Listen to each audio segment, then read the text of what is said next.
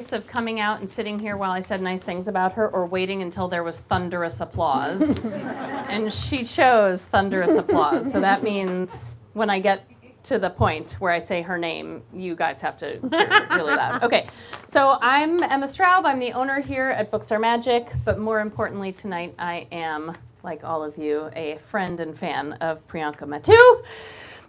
This is really the whole reason to have a bookstore, is so that when your friends finally write their beautiful memoirs, you get to host them. Okay, so for those of you who are not related to Priyanka, many of you are, but for those of you who are not, Priyanka Mattoo is, in no particular order, a former talent agent, a filmmaker, a contributor to the New York Times and the New Yorker, a mensch of the highest order, and as of today, I believe, in the LA Times, a best-selling memoirist. You can clap.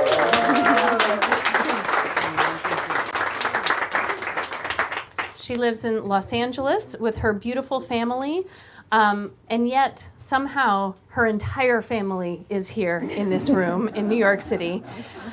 We are so excited to host her for her beautiful memoir, Bird Milk and Mosquito Bones, and I'm so looking forward to talking to her. Priyanka, it's time to come out, everyone. Thunderous applause.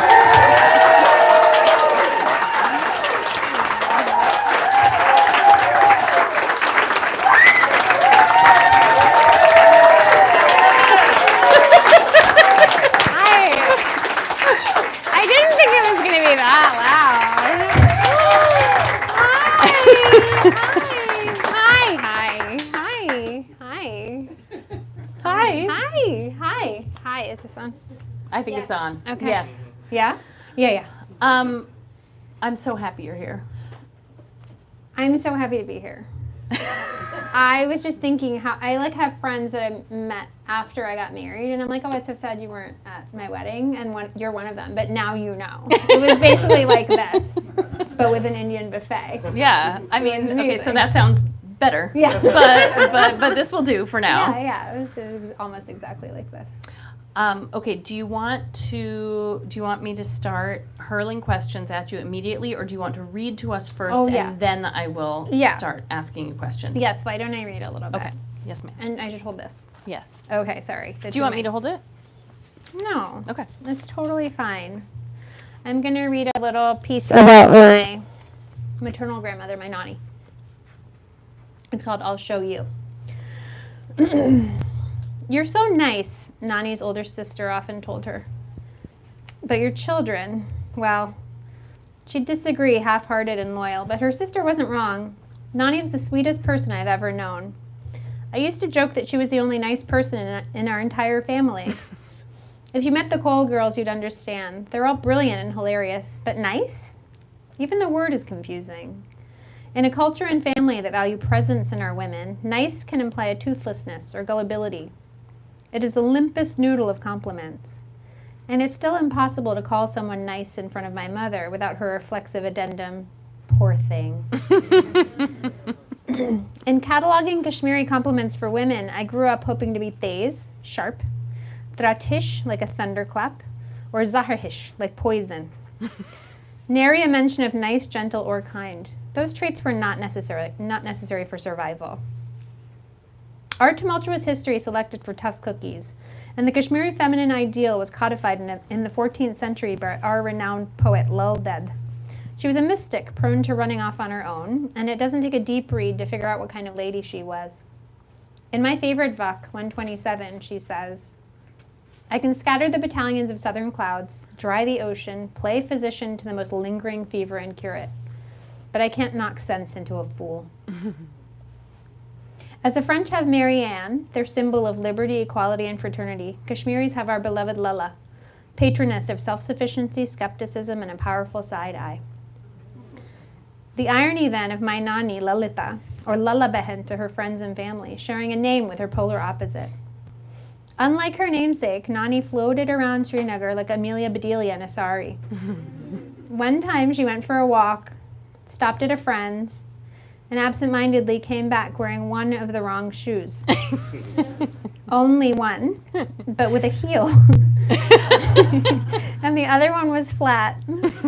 Oh, Nani, we said, even as children. We worried about her. Not sharp, not poisonous. She was more gentle mist than thunderclap. This time it was a shoe, we murmured. What would it be next time? Her wallet? Her jewelry? I was glad she had us, her wary phalanx. Silly, sweet Nani, the softest, whitest sheep, bobbing solitary in our sea of darkness. Nani devoted herself to the domestic sphere, and some of her pursuits were more successful than others. I think it's okay to share now that she was a dreadful cook who never met a foodstuff she didn't boil to an unseasoned mush. I caught a rare glimpse of disgust on her sweet face once, and it was directed at a plate of salad. Those vegetables are just looking at me, she said, and shuddered. Even when I was well into my 30s, she would groan with despair if she'd heard I'd skipped a meal. When I visited her from college, she microwaved my orange juice for 10 seconds so I wouldn't catch a cold. Oh, Nani. And everything made Nani cry, from watching TV commercials to hearing third hand about a stranger's recent illness. Her heart was as soft as her tear-filled eyes. However, Nani shone with a needle. She loved to crochet and spent the months of my mother's first pregnancy whipping up billowy matching baby sets for me. And by the time I was 6, she had taught me how. The repetitive small motions of crochet calmed me. I noticed early that the world was sometimes too much. Mom says she'd never known a toddler to need so much space. Loud noises, multiple people talking at the same time, long social interactions wore me out. And today still, when my brain feels curdled, I reach for the needle. I don't know any better reset than that endless loop and pull. And it connects the invisible dots. I'm under a warm window in London with my mother, beneath an open shutter with my Nani in Kashmir. Peace and quiet, yes, but it also reminds me of loving and being loved. It took a long time to notice that Nani was forgetting more and more, because she was absent-minded to begin with. But Nani rode out Alzheimer's in the best possible way, in a state of constant delight at how much her grandchildren had accomplished. I'd call and she'd remember me, ask how school was. Every time I had the pleasure of telling her I'd finished law school, gotten a job, and gotten married. With each revelation, I'd hear the joy notch higher and higher until the climactic reveal, my 2 children. And she'd coo and giggle ecstatic on the phone. Years back, when she moved to Toronto after Nanaji passed, we worried she would take her sweetness, her naivete, out into this unfamiliar world and it would eat her up. Those mismatched shoes were still fresh in our minds. But she found her rituals and her people. On her daily walk to the mall, she stopped at the smoothie stand to haggle the price of bananas, as though in a bazaar. Oh, Nani. We cringed, assuming she'd be discouraged and confused. But they started selling her the bananas, and then just kept giving them to her. The unfamiliar world was kind to Nani because it saw her kindness and reflected it back. A few years ago, I learned that dementia will come for me too. It's written in my genes. My doctor claims there are ways to keep it at bay. But still, every time I forget anything, I wonder, and I panic a little. Is that one sticky strand of plaque calcifying, or did I just not sleep enough? The blurring of my sharp edges is my worst fear, as Lella laid out in Buck 12. My willow bow was bent to shoot, but my arrow was only grass. A klutz of a carpenter botched the palace job I got him. In the crowded marketplace, my shop stands unlocked. Holy water hasn't touched my skin. I've lost the plot. But Nani walked right into that fate, into losing the plot, with an open heart. I've come to realize that during all those years we spent worrying about Nani, she did everything right. She left us with a roadmap for a slow exit. She showed us how it pays to be kind, to laugh, to make things, to tell people she was 48 forever. When my mind goes, which I assume it will, I hope my decline is something like my grandmother's, peaceful and constantly reinvigorated with wonderful news. Maybe you've seen those dementia internet videos. A creaky ballerina remembering the choreography to Swan Lake. A quiet retiree claiming never to have seen a piano, then breaking into Chopin. They tell us that even though our memories might fade, our muscles can hold on to the familiar movements of a craft. Like Nani, I don't know if I'll remember a face when I'm 90. But hand me a hook, and I'm sure I can keep you warm, even when everything else has faded away. I hope I meet that fade with the same serenity and grace that my Nani did. Nani passed away a few years ago after a stroke. It wasn't a surprise, nor was the immediate response I felt in my hands. I went rummaging through the crafts cupboard for something to do and found a cross-stitch kit. The pattern was nothing involved, just flowers in a jar, but I felt that connection to her, guiding my hands through new stitches, unraveling mistakes, urging me to take breaks when I got impatient. It doesn't matter how long it takes, she had told me. It just matters that every stitch is one closer to finished. The funeral was thronged with friends we didn't even know she had. Kids of other patients at the nursing home, staff, friends of friends, distant family of those friends. People I had never met sobbed in my direction. And back at my uncle's house, we felt the full weight of what Nani had given us. We looked through old photos and laughed, ordering Indian takeout and watching the littlest kids wrestle one another to the floor. We hadn't gathered in the same place since my wedding, probably. And I glanced around happily at the family that had sprouted from Nani's body. I passed out paper plates to her children, grandchildren, and great-grandchildren, and composed a heaping plate of my own. I dug in, delighted to find that in the perfect tribute to my sweet, silly Nani and her slapdash cooking, the paneer was woefully underseasoned. Sorry. Biff, the last word. Yay.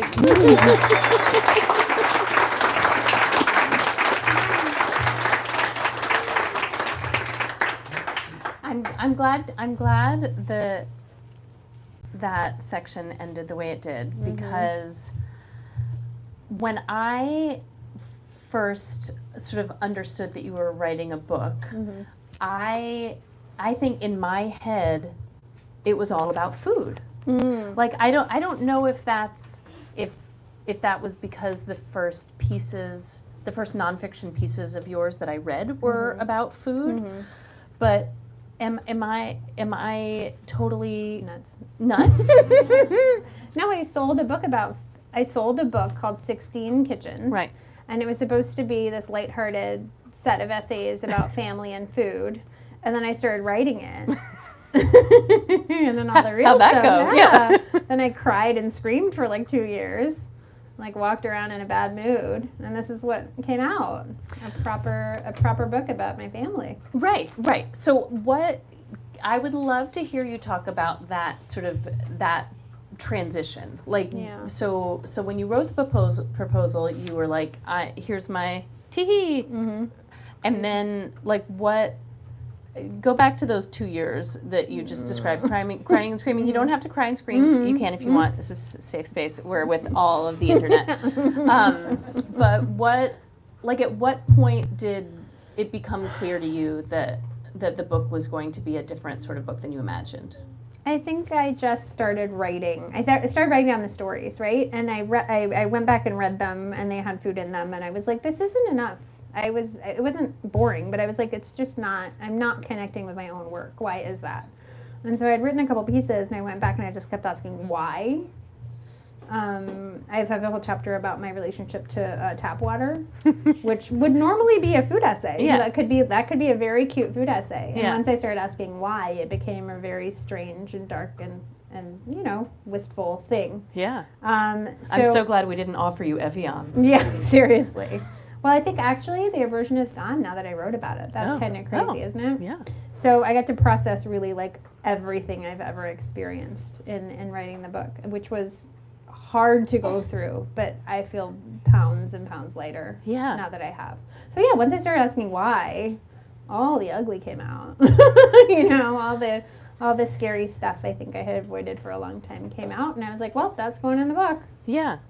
And I love the way it begins, because the first essay in the book, for those of you who haven't had the pleasure, it starts, you plunge straight into Kashmir, and it's so beautiful, and the writing about the place is so beautiful, and you segue into what you don't want to do and what you don't want to be. right? Yeah. Which is like a person who's writing about brown pain and like just like trauma. But I think what it does, I mean, what I felt reading it a second time, I felt like, oh, I understood it better, that like what you're actually doing is you're setting up everything else, because it's impossible. I mean, I guess I feel like people read things in order, right? Don't they? Essays? Yeah. I hope so. They should. But I felt like with that essay, you set up everything else. So everything else, you understand where everything else is coming from. Yes. I will say that I wanted to hide that essay because I thought it was too intense. And I had originally put it in there as like chapter 3. And my editor was like, absolutely not. You start off by punching people in the face. Like you've already got that title. You know, it's just kind of like, let's move it up top, because this is a story about emotional growth, and we can't actually follow your emotional growth if we don't know where you're coming from. Yeah. And so the foundational, I don't use the word trauma in the book. I don't use the term intergenerational trauma. I don't say any of that because frankly it bores, my eyes glaze over when I see that. I just don't know why. It's just because, they just do. And so all I can do is tell the story of myself and my family in this way, and it's all, the foundational trauma is losing home, right? So I did have to start with that, so that everything else, all the cute stories about the food and why I'm obsessed with the food and why I build my home the way I do, all make sense once you realize how much I miss our real home. Yeah. And it's so beautiful. It's so beautiful. Okay, so one thing that occurred to me while reading the essay that is about being gifted a younger brother is that there are so many things in this book that, like, I don't know, I started to think about it as like sort of the facts that you don't even tell people because they seem sort of so mundane. Like like if you met a new friend at, in your 40s, you wouldn't start by saying like, well, I'm an older sister, But if you really think that's the stuff that one talks about in therapy, is like your birth order or your relationship with your parents or whatever is, and I don't know, reading your book again just made me think about how enormous those truly foundational pieces of our early lives are. Can you talk a little bit about being an older sister and how it has shaped your entire life? Yeah, it's my favorite thing to talk about in the world, other than my children. I think a lot of the book and a lot of what you're talking about is the way whoever we are, the way we define ourselves, or the way the world tells us we are. So very early on, as like a little girl, I was like told that I was very smart and I was very responsible and I was very cute, and I was a cute baby. And then when he showed up, my parents brainwashed me. Like, let's be very clear. We have a pediatrician and educator here, right? And so when they were like, we're going to have another kid, we better get this one ready. They were like, we gave you the baby you always wanted. Like that's what they like set it up to be. And so the way I remember it is that like I was an only child for a long time, 5.5 years, and I really wanted a brother. And I asked my parents, or I really wanted any sibling, and I begged my parents over and over again for many years for a sibling, and finally they were like, okay, fine, for you. We'll do this. And so he showed up, and I was like, give me the baby. That's the baby I wanted. And I asked for this baby, and he's mine. Why are you trying to take this? They would feed him or take him away from me, and I was like, no, this is my, and that hasn't, we're grown-ups now. We're like fully grown-ups. And that's how I felt about him my whole life, that he was just a gift. That and also maybe because of how many times we moved and all the change. I say that Panit and I are super close, not just because we love each other very much and we really have a lot of overlap, personality-wise and taste-wise, but he was my only friend sometimes, and I was his only friend. And I say this to the kids sometimes. I'm like, I'm so sorry. I don't understand what you're doing right now because we never fought. I'm like, okay, so what's this? Like, what is sibling conflict? Explain this to me. You both have experienced this moment differently, and for some reason you're screaming. And I will sometimes walk in and be like, I don't know. Like, I don't know what this is, because we really didn't. I can count one time that we fought. Yeah, I know, and you describe it in the book, and he changes the channel, something like that. He has the remote that I want. He has the remote control, and Yeah. I'm like, this is in my household. I mean, 20 either times a day. house, like in my Yeah. household that I grew up in, or the one that I currently live in. I'm like, that's every day, 16 times. Yeah, but I think kids, that's very normal. Yeah. I think kids do fight with each other a little bit when they take each other a little bit for Yeah. granted, Yeah. you know, which they do when they're little. I never took him for granted. I was like, he's my guy. Yeah. These other people, who knows? They come and go, you know, like this guy lives in my house. He's so nice. He does whatever I tell him to do. It's amazing. Very convenient. Yeah, it was great. He was amenable. Yeah. Yeah. Okay, speaking of being amenable, sort of. So I think of you as being, I said this to your husband outside, as like just one of the most capable people I know.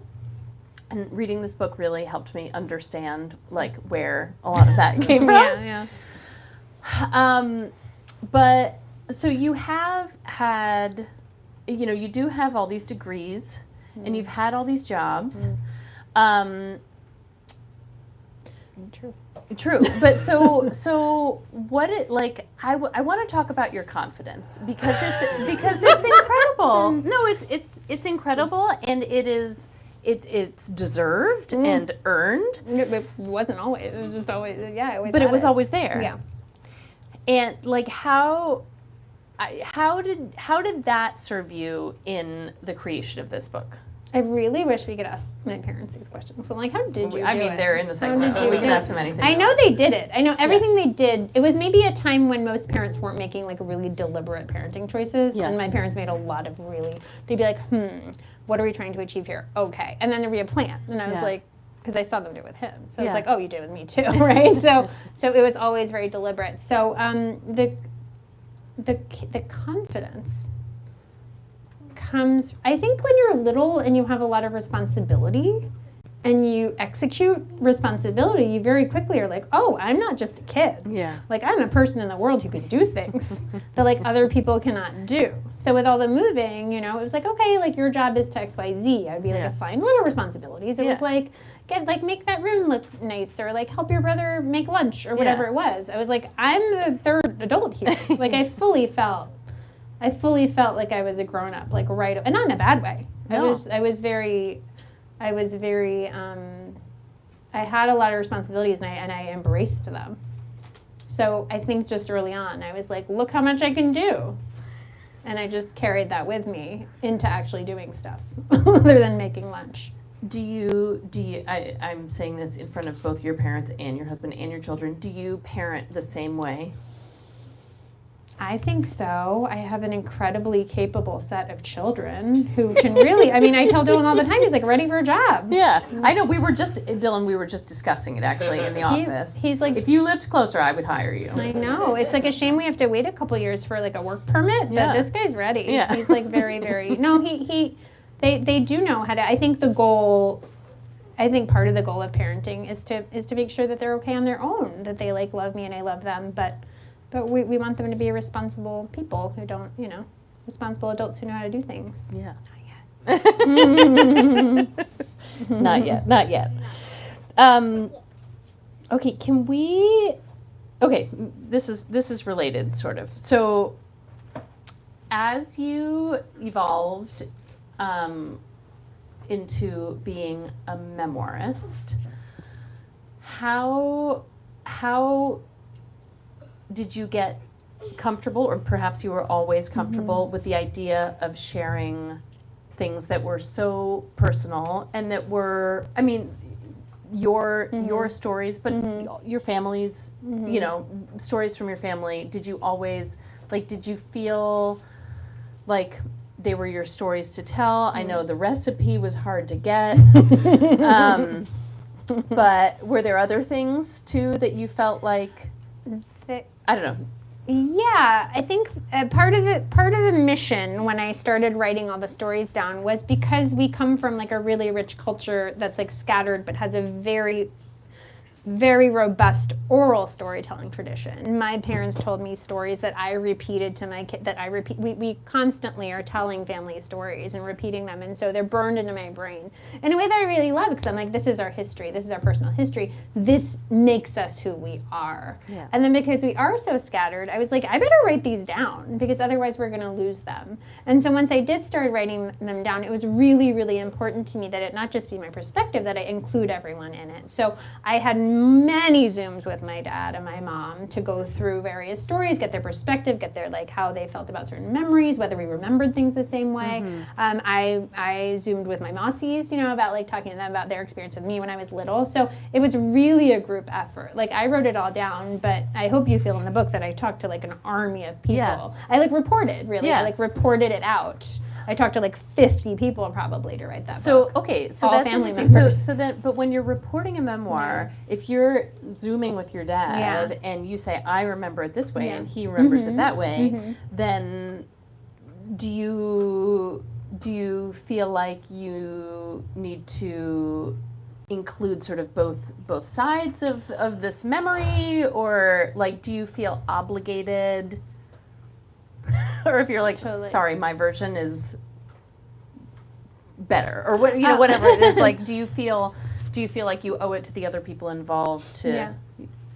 I think someday I'm gonna lead a seminar that's called like how to write about your family without making everyone mad. You really should. You really Yeah. should. So many people just nodded. Yeah, because the world this is needs like it. for me writing this book was an act of love. It Yeah. is for my family. That's what surprises everybody, because they're like, oh my God, you wrote a memoir. Is your family okay with it? I'm like, it's for them. Yeah. Like it's 100% for my community and my family. So in those situations where we had a family memory that everyone remembered differently, I try to give all the versions of it. Because it's not really about the objective truth in that case. It's about the impression it left on, because they are big family stories, so the impression they left on us and what we carried forward. Yeah. So we might have different impressions of something that happened, but the memory is lodged in us as like a way we respond to the world. And I think that's really interesting, Yeah. like how we all respond to our past, again, without talking about trauma or anything, but like responding to our past and carry it forward as like, oh, but I thought X. We talk, for example, about the friend who I had that horrible, horrible breakup with. Yeah. And I remember seeing her that one time when she broke up with me, and that was the end of our friendship. And then being reminded by my parents, no, of course not. She came for a sleepover a year later.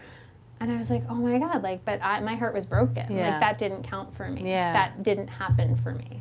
We were just done. Yeah. And so yeah, like they had obviously tried in their sweet parent way to like mend the rift. And so to them, they were like, it was okay, right? And I was like, no. We were done. I was just done. So yeah, family dynamics. Family dynamics. Okay, so one of the other things that I love so much in this book, and it's where the title comes from, is the language. I mean, and in the piece that you read, there are so many words descriptions that are just so evocative and juicy and sharp. Like it just seems like really one of the top languages. It is. It's the top language to me. So what, like, how much did you think about the language as you were writing? Because I know the title, like the title wasn't, it took a while to figure out the right title. But I feel like when we talked about it a long time ago, you were like, I know it's, I know what it. I know it's Kashmiri. I know it's Kashmiri. I just don't know what it is yet. No. Yeah, like how.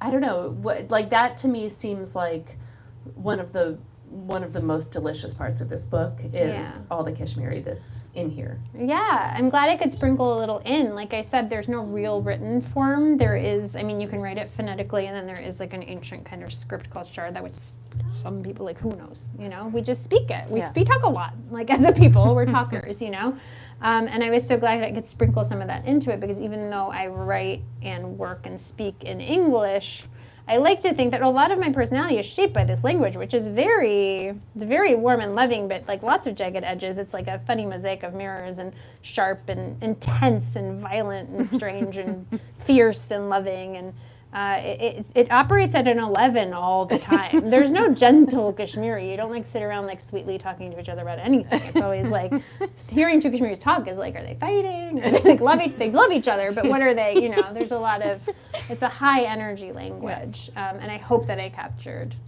that. You did. Okay, wait. I have a few more questions, and then I'm going to open it up to the audience. So start thinking now. Okay, one of the things that I want to talk to you about is a thing that I talk to you about all the time, which is reading. So you read. I read. You too much, says a child in the front row.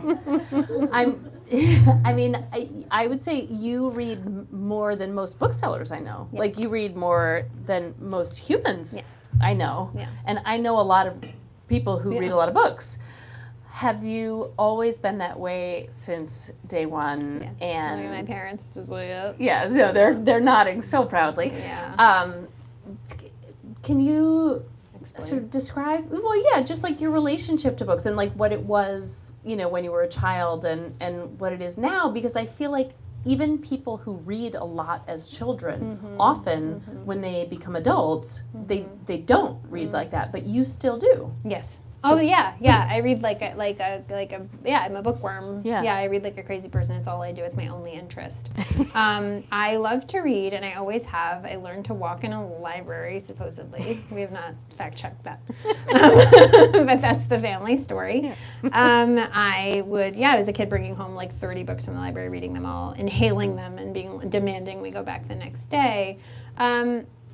Not just because I had insatiable curiosity, you know, but it was just, it's portable comfort, right? It's like a little thing I could take with me anywhere, and escape or like lie down and be transported. And so with all the moving, you know, think all the moving we did and all the different scenarios we were in, there's like a very specific feeling that like I don't know if is that not everyone can define, but like I know so deeply what it feels like to land in a new place that you're moving to and then feel like you're on the surface of the moon and look around and be like, okay, I better get oriented and I gotta make friends and figure out where I play and blah, blah, blah, blah. Mom and dad are doing their thing and I gotta get groceries. But like at least I have, you know, the secret garden, or I have like whatever.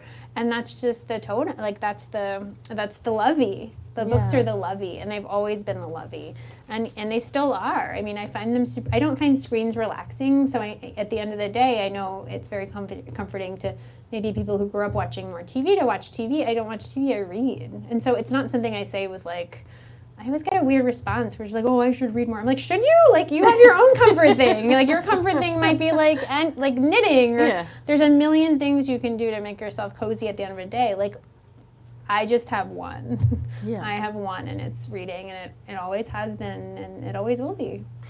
And when you were writing this book, did you find that you were reading differently than usual? Like, were you? Yeah. I read a lot of memoir and nonfiction, a ton of memoir and creative nonfiction. I could not read memoir and nonfiction while I was writing because it stressed me out. Yeah. Because I would read like a beautiful book and be like, ah, I gotta give the money back, you know, like I give up. So I read a lot of fiction. I read a lot of like speculative fiction and like anything with a little bit of sci-fi. I read romance novels. I read like all kinds of things that had nothing to do with my book. And then when you went back afterwards, like after you finished, did you feel just like a great sense of relief? I just remembered something that someone was like, oh, you're writing this memoir. It sounds kind of like this. And they sent me this other memoir. It was a beautiful memoir. And I remember getting really intimidated within like the first few pages. And I was like, oh my God, no, I can't do that. I don't think I can do this. I can't. I shouldn't even try. You know, it's a beautiful, like incredible, like Nobel Prize winning writer. And then the next day I woke up calm and I opened it again and I was like, he's just describing things. I was like, that's just his room. He's looking at the mosquito net and the water. Okay, I can do this. I can do that. I can totally do it. Sorry, that was like a weird aside that just came to me. But what was the question? No. That's the answer. Did I That's go the back? answer. Is that I just want to hear about you reading, and that is I love that. Yeah, once you realize that people are just describing things. But it was a learning experience because I'd written mostly short form essays, right? I had written short form essays for the Times and the New York, and like wonderful places. They were considered quite good. Yeah. But they weren't working in book form, and I had to ask why. And it was often because I was telling these stories as a series of facts and cute little asides, and I was like, I haven't gotten to my feelings yet. Yeah. And so I had to go back and get in my feelings, Yeah. which was the hardest part. And once I really got in my feelings, I was like, yep, that works. Now it works. Now I love it. Okay, on to the next. Yeah. So I hated it. Hate it. But, capitalism. And you got there. Okay. Okay. I have more questions, but I think I'm gonna let people. Oh, okay. What? I got a sign from the back. Oh. Okay. You're in trouble. Yes, I'm in trouble, but I'm also the boss. You're the boss. Please raise your hand if you have a question for Pri. Oh, and then, God, okay, really, so guys? here's what we're gonna do. Uh-huh. We're gonna ask him a question, and then I'm gonna repeat the question so that people on the for internet. The thing. Okay. Okay. If you would like to call on the. Oh, am I handsome, choosing? Well, if you would like to call on the handsome gentleman in the front first, we can. My son, Dylan? Someone else first. No, it's okay. You go first. 2 questions. Oh, brother. You can pick one. Okay. Can you tell us a funny story from the book writing process? From the book writing process. A funny story from the book writing process? Oh my goodness. What is a funny story from the book writing process? Can I come back to that? I'm going to think. That's a really good question. Is there a funny story that you want to tell? Interesting. Is there a story you want to tell? One that you can think of?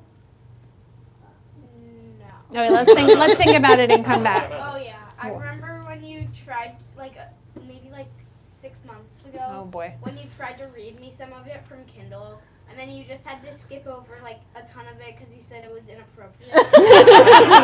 And then 2 months later, you gave me the book and just told me to read it. That's true. That's true. Dylan's read it. He's read it and he loved it, and he's read it multiple times, and he's 5 stars. Right? Are you considering to write a sequel? Am I considering a sequel? Yes, I am writing a second book. Thank you for being my amazing team. Thank you. Yes, I This am. handsome man. in the I front row did. really I had have sold them a great second book. I am questions. writing the second book. Interesting. Okay, who am I calling on next? Whoever you Mary. Hi. I loved your book. Thank you so I much. finished it this morning. Oh. I have so many, but if I had to isolate it to one, Yeah. it was the imagery of going to a cave with a deity who chopped off the body, chopped off the head, and I just found the reference to, was it a poet in the 14th century that wrote this poetry, and I just talked to your parents about this over lunch, saying this instillment of women's minds are incredibly important, but you infuse in the book, it didn't start with your grandfather, that it permeates throughout the culture. Yeah. So I'm really curious about the deity, because to prepare for this weekend, I understand that there are several deities. Why did you pick that Kali. one? Is there more to that story? The goddess Kali, the one who's often pictured with sort of blue face, and she's got a garland of tiger severed men's heads around her neck. She's a scary lady. We share a birthday in the Hindu calendar, and that always meant something to me because my family was a family that celebrated really fierce women. I mean, I was surrounded by women. My mother grew up in a joint household with, it was 11 kids, but 9 of them were girls. So I grew up with an army of women surrounding me, taking care of me. I don't think I was allowed to touch the ground, I was with these boisterous ladies. So that was always my image of femininity. It was this fierce protector spirit. And I'm so glad I grew up with that because thank goodness, I'm really grateful. That's why, I always really identified with her. But getting back to that deity, Mm. why did you pick her? Because we share a birthday. She is me. No, she's me. Who is back? Maya. Can you talk about the cover? The jacket. Oh, yeah. Isn't it incredible? A woman named Linda Huang designed it, and she is an incredible graphic designer. But like, what was funny was they sent me 2 covers. They sent me this one and then one which was quite different. And this is obviously perfect. I just said, yes, this is perfect.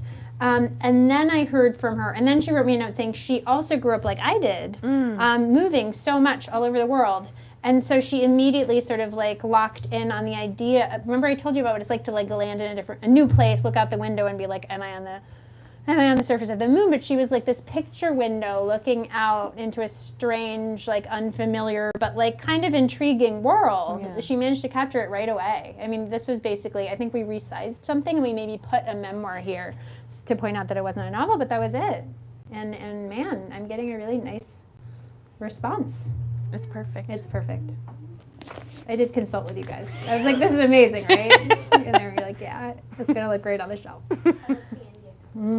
Yeah, the India cover is good too. Who else? Rishi? When you were speaking earlier, you said, I wrote this book for my family and for my community. Yeah. Who do you consider that to be?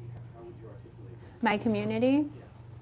Well, my family is, they're all here. But even my extended family. But my community is Kashmiri Pandits. I mean, I love all Kashmiris are my community, but my community I consider the Kashmiri Hindus who were sort of scattered after the events in '89 and sort of have been, dispersed throughout the world. And we've been lucky enough to move and like know so many clusters of them and gotten to know so many. My parents live in Michigan now, where there's like a huge Kashmiri community, which is wonderful. But they're all like my extended family. I love them so much. I mean, we in India we say like all of them are aunties and uncles, and they really do feel like, and their kids feel like my cousins. So when I do dates in Michigan later this summer, it's going to feel like a family celebration. I'm really excited for everyone to read it.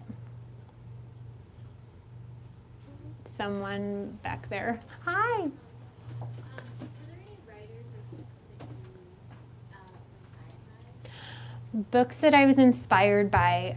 Like I said, I had to be really careful about my reading, but I will say that I do have a touchstone I go back to every time I worry that it's not enough, because I feel like my writing's pretty direct. It's not flowery.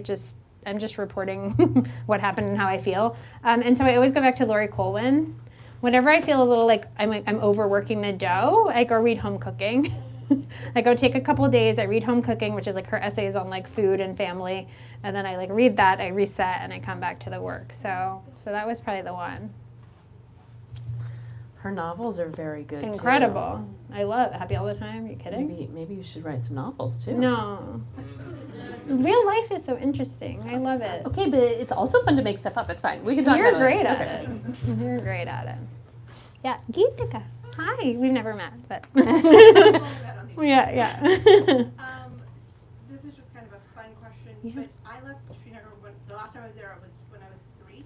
So I have full memories that aren't real. Aren't real. Like yeah. I have like a memory of leaving, didn't happen. Yeah. I have memories of Patagon, didn't happen. Mm-hmm. Do you or your brother have?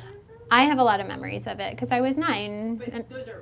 Oh, you mean false memories? Yeah, have you like created things from things before? Like I feel like I just implanted myself in stories of my cousins and things where like I wasn't alive. I think that's a testament to our oral storytelling tradition. That like you've heard the stories so many times that you feel like you were in them, because I've heard that a lot from people. I think my memories are all real. At least the ones I've run by my parents are all real. Penny, do you have any? No, but I mean, I think that was the interesting thing about reading the book is that I've had memories of stuff, but then reading it being like, oh, I did not have the right memory. Oh, yeah. There's a lot of fact checking going on. Or maybe you But did. I don't know. No, I don't think I did. But We'll interview you next. Yeah. Who else? Sorry, I feel like I've focused on this side. Anyone over here? Meech. Hi. So I just think, I mean, obviously we were talking earlier, and even just like on the question about the cover. Yeah. I think reading as a kid and kind of like going back and figuring things out like that, did you ever, I guess, when was the first time that you saw yourself like in a book or something that like In a book. Yeah, Like reading and being like, it could be me. I think The Secret Garden. I remember I read that so many times. I read The Secret Garden probably like 30 times. And I remember being like, that's me. And if I could just be left alone for a second, I too could have like an amazing, rich, like fantasy life. But yeah, I remember really clearly like reading that and wanting to jump into the book and feeling like I was in the book and wanting to be left alone to reread it. And yeah, I think that was the one. Thanks. Didn't even know that until I answered it. You're welcome. Thank you. Thanks for the revelation. All right, we have time for a couple more. Okay. A couple more questions. Your book's good, by the way. Thank you. Yeah. It's more of a comment. It's more of a comment. Yeah. Uh-huh. I think we're good. Oh, yes. Oh, hi, Marissa. What's your new book? The new book. Yes, I'm writing a book of essays about, it's called The Sweetest Things, and it's sort of about reconnecting. It's reconnecting with joy and pleasure without blowing up my life. I feel like we have a lot of narratives about women exactly my age in their mid-40s blowing up their lives. And that's all fine and good, but what if I don't want to? And what if I just, I have 2 kids who are now not babies anymore and a little more time on my hands. So what if I miss like dancing and cooking and hanging out with my friends? And how do I remember who I was before? And how do I integrate that into like my life as a mother and a wife and a partner and a worker? So that's what it's about. Okay, here's what's going to happen, everybody. Priyanka is going to, there will be more thunderous applause. Then we are going to park Priyanka. Ariana, if you could give a little wave in the back. So there's a little door right there where we're going to park Priyanka, and she is going to sign all of your books. So you maybe purchased a book when you came in. Probably by now you realize you might need another one. You might need another one to give to your friend or to your mother or Definitely whoever. your mother, yeah. So you have time to do that, to buy 1 to 5 more copies. And then you're going to line up, and Pri's going to sign your books. Yeah. And Great. and that's it. And then you're going to go We'll home and chit-chat. read books. It's Yes, gonna be Dylan. awesome. Our record for the most books someone has bought is 4 books. Oh, Okay. no. Oh, That's okay. not true. Okay. Wait. 8. 8 Although books. Maya, You gotta break the record. how many have yes. you bought? So Yeah, this who's is gonna break the important. record? This is important. And if you're watching on YouTube, it's not, you can participate in this. The record for most copies purchased in one by one person is 8. Yes. So we'd be delighted to break that record. Okay, let's do it. Let's do it. We can do it. Thank you so much. Thank you so much. What a dream.